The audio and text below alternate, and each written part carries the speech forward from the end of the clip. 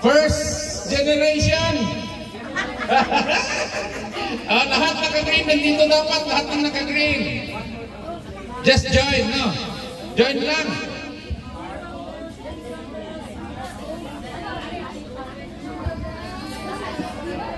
Sige, nagtawan na ito. Ang mga naka-green. Tanaw na ito ang naka-green. Kung kaya bang talunin ng second generation? Kaya? Di kaya.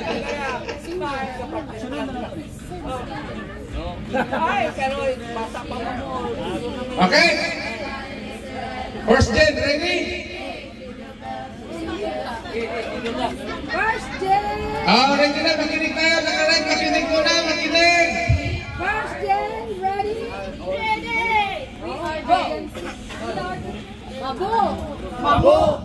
Mabo! Mabuhay! Pasko na! Pasko!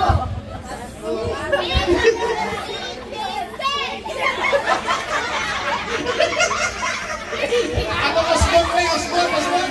Ulitin natin ng litin. Ito itong score ba? Pagbigyan ng mga senior. Ready?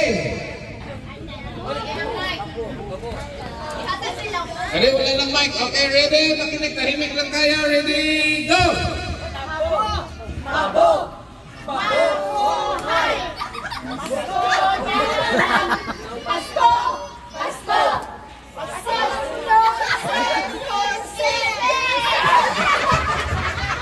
Palakpakan natin ang first generation!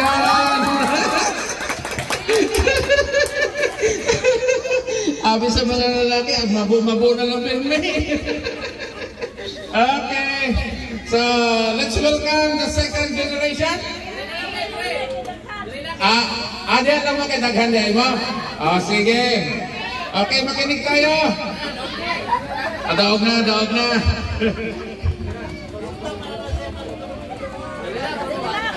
Okay, daghan mo daw sila. Sige, pagbigyan. Okay, ready?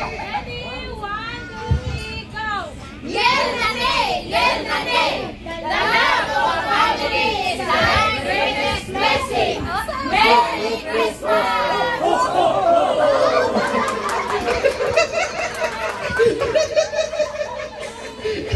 Atong palakpakan ng second generation. Okay, yay! Next! Dito kayo, mga nakapula. The third generation, third and fourth generation, I mean. Sige, tanaw na ito na ba yung mga generations Z.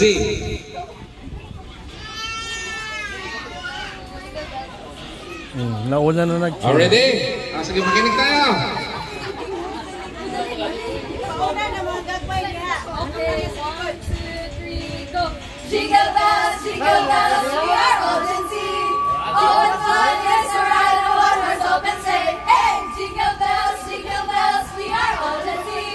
Oh, what fun it is to ride a one-horse open sleigh. Hey, we are old and see. Yeah! Inside now!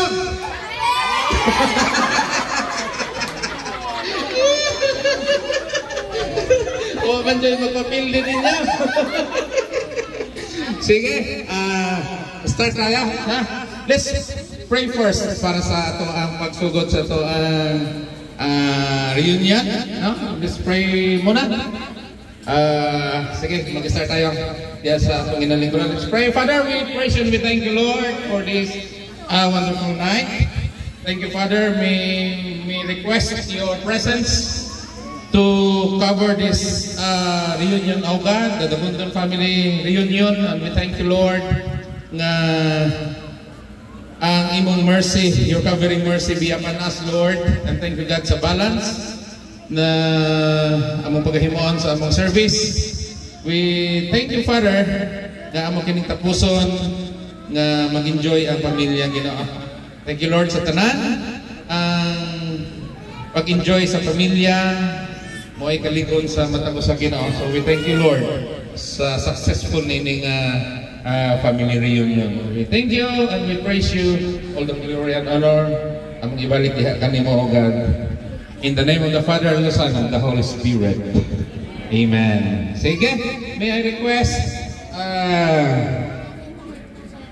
Auntie Mau sa kanyang invocation.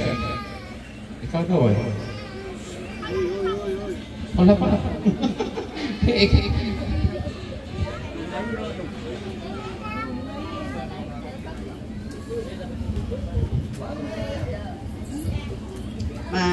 Let's bow our head. Sa imo amay namon nga dalaygon kagabalaan, nagapasalamat kami o God sa siningang gabi sa din Ginoo nga ala ka nga nagaubay sa amon. Salamat o God sa siningang 2024 reunion sa Tagundon. Kabay Ginoo nga i-bless mo ang kada isa nga ari diri ang presensya sa kada family. Ikaw Ginoo ang mag-bless sa amon. Kag Ginoo sa sining nga gabi hatagi kami sa maayong panahon. Kag Ginoo ang maayo man nga paghiniusa ang kada isa sa amon. At salamat gid God sa sining iyon, kung sa diin Ginoo ihiwat namon ang reunion sa 2024. Kabay Ginoo nga ara kagid nga nagaubay sa amon nagapanguna. Kag maghatagi kami Ginoo sa happiness hasta matapos ang amon nga activity. Kag salamat gid o God sa sining panahon nga ara kagid Ginoo nga panguna sa kada isa sa amon. Kag Ginoo, kabay Ginoo nga ini nga reunion pabilin ka sa amon nga tagipusoon nga may paghiliusa. Salamat Ginoo God sa sining panahon. Kag God bless kami tanan in Jesus name. Amen. Sabi na mo mag-Ilocano si Ate Mau, Ilongguman. Okay. Please allow me to welcome Uncle Pong, Uncle Alfredo sa iyahang part sa paghatag og welcome address. Daghang kapansa ken. Naimbak nga labi tayo amin apo sa mga utod atong Ilonggo, mayong gabi sa atong tanan. Karong tuig 2024 ari naman imuon naman nato na memorable ang aton nga family reunion. Sa mga nag-aralan sa undindiin nga dapit, may mga utod kita nga din sa mga inablos nga din sa layo. Salamat sa Ginoo kay guide ka mo nga nakaabot ka mo diri sa utong nga tamayong pagbiyahe. Ina-welcome ka mo diri sa aton nga lugar, sa aton lupang tinumpuan nga salamat gid kay nakatambong ka mo sa aton nga family reunion. Unta imuon pa naton ini sa sunod nga mga tuig nga magtambong kita. Kaya mo na ang tawag nga reunion nga nakikita mga unity. Hindi kita ibig sabihin pamilya lang, pamilya, maayo lang kita sa pag-reunion, tukay-tukay, may nadumot man di ay. Amo na nga, ang gugma, ang love, iibutang natin sa atong puso. Amo nga pamilya, para magkusok, mag-igugmay kita, maghangkanay, agad mag-intindihan. Salamat. Welcome po to Isang Talk. Atong palampakan na itong sarili. Nga ni Ata Karon, no? I-welcome na ito. Kulat kong kaugalingon, oy. No? Amen? Okay, medyo marami po yung kulang, no? And the next is my part. Siguro mga pila ka minutes lang akong ihatag. Bible verse mo kunin. Sa man maghatag ko Bible verse. O gamay lang maybe exhortation, no? From the Word of God. As a pastor, in Psalms 37 verse 4, sino pang may alam niyan? Delight yourself in the Lord, and He will give the desires of your heart.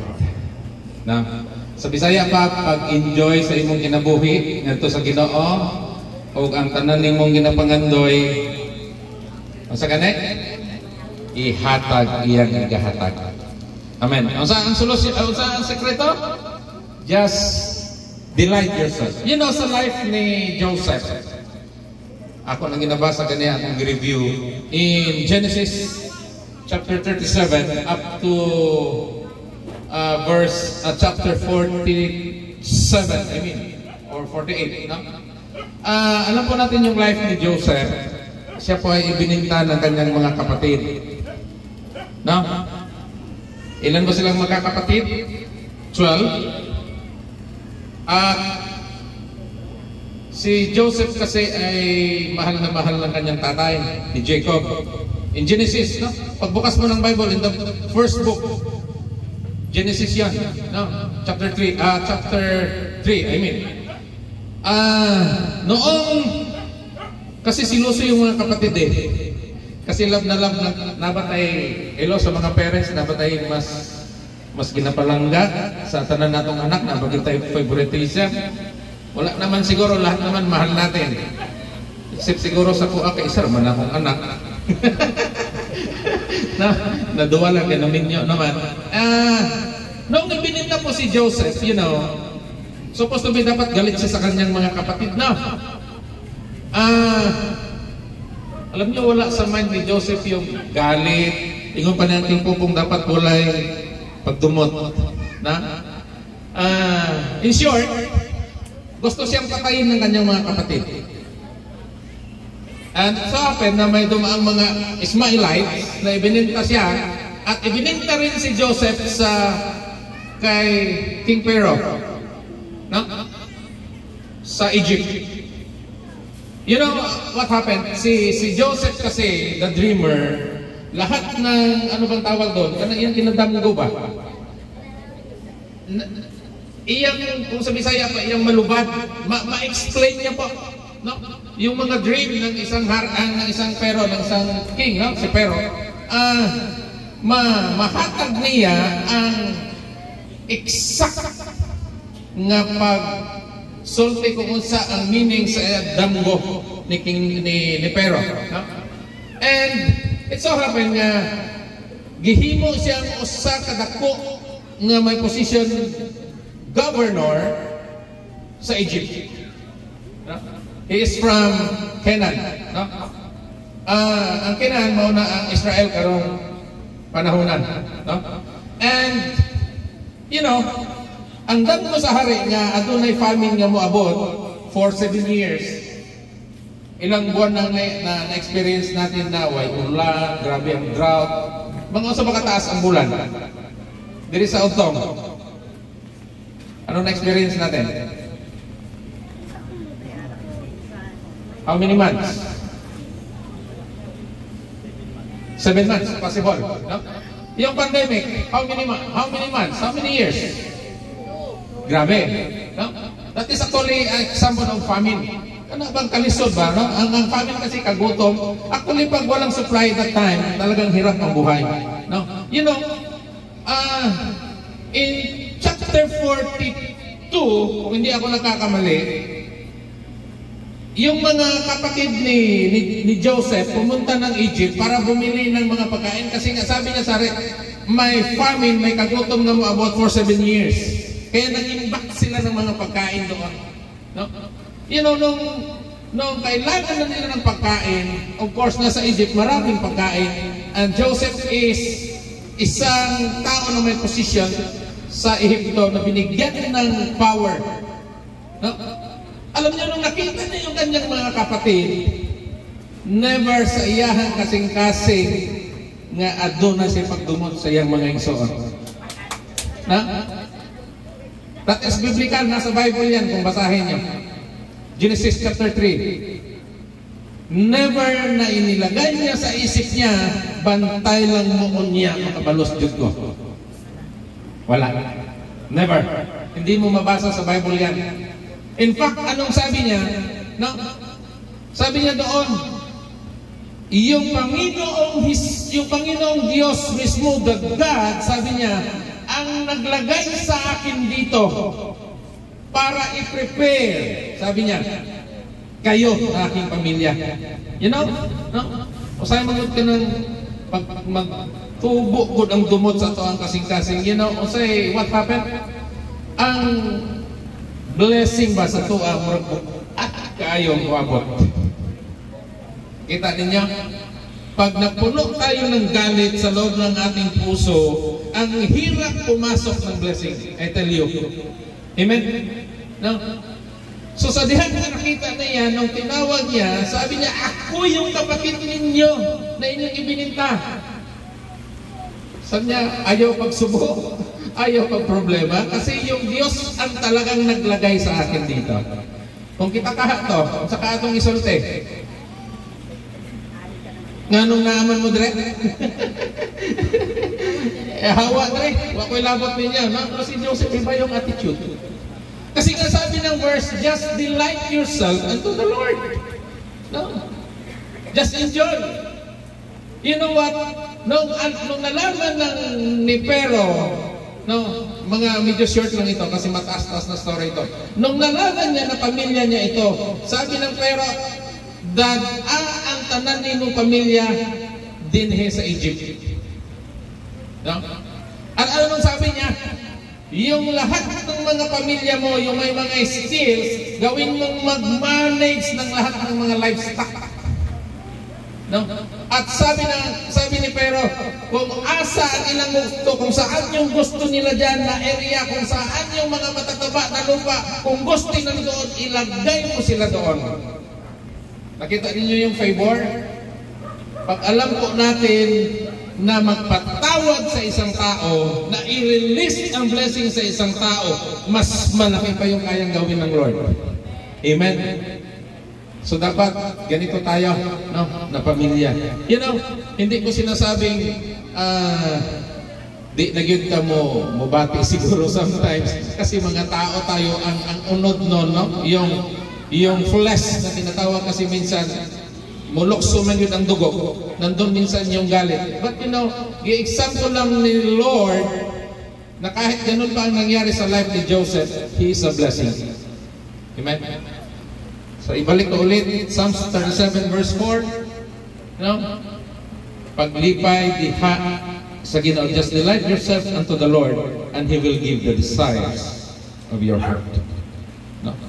So dapat ato ang prayer sa ato ang pamilya, padayon ta nga maghigugmay sa usang-usa. Pwede ba na ito nahimuon? Amen? No? Alam ko, iba-iba ang religion natin. Wala ko nag-ato din nagtindog bilang sa protestante, sa ka-Foursquare, never. No? Gusto na ko dalo na pangalan sa Ginoo, kay gusto na to ato ang pamilya mag-ihusa ta diha sa usa ka gugma ngadto sa Ginoo. Just go to your church, no? Simba ta diha sa ato ang simbahan. Importante atong relasyon sa Ginoo, atong relasyon sa ato ang pamilya, atong relasyon sa isig ka tawo maayo. Aron ang panalangin ni Lord ibubo. Dili ba mo malipay kung ang atong pamilya mag-angat ang dagan sa kinabuhi? Malipay. Kalima kung mag-reunion ta, puro tanay sakyanan tanan, maglumbay akong sakyanan diyan, di ba ka malipay nga ang Dagonton family kina-bless ni Lord? Tapos ang atong reunion sa sunod, dili lang usa ka litson ng ipalitson sa sunod, kinsa bay sunod nga generation. Ay, sunod na host. Ay, kita! Madisgrasya, Angel, marang makapalit siya sa duwaan. Anday na. Ganun po talaga. No? Pag para sa pamilya, we are happy to serve our family. Amen? No? So, ato nang himoon. Okay, so yan lang po ang gusto kong iiwan sa ating lahat ngayon. Just delight ourselves unto the Lord. No? Mag-enjoy, oy. Ganun dili mo na mag-enjoy. Usap mo na kapamilya. Amen? Dapat pag nagkita tayo dito mag-isnabay. Amen? Yes! Dapat mag-enjoy ta. No, mora kita gusto na ko makita. Bisang asa sa akong pamilya gusto ko mag-enjoy. Kasi family ko yan ay binigay ng Lord yan para sa atin. Strong ba tayo? The Gondon family. Amen. So, salamat no sa Lord sa iyang word. Pero hopefully, huwag natin kalimutan. No? Pakibasa po kung gusto niyo ulit basahin sa inyong bahay. May mga Bible man tayo. Genesis chapter 3. Tapusin niyo yan hanggang sa katapusan na chapter. No? Makahatag na sa tuwa. Amen. So, thank you Lord sa imong word of wisdom. Karong gabi atong hatagan ng palakpak daw ang Diyos. Amen. Hallelujah. So next. Okay, presentation of the family. Kinsa may unahon nato ani? Mauna ta sa mas senior.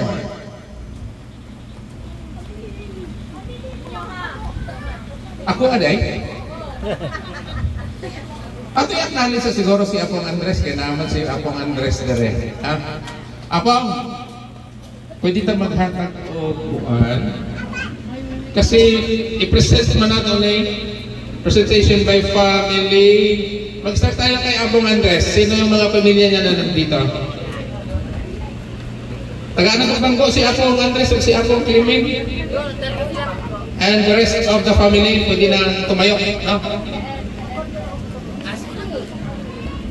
Isa pang upuan, please.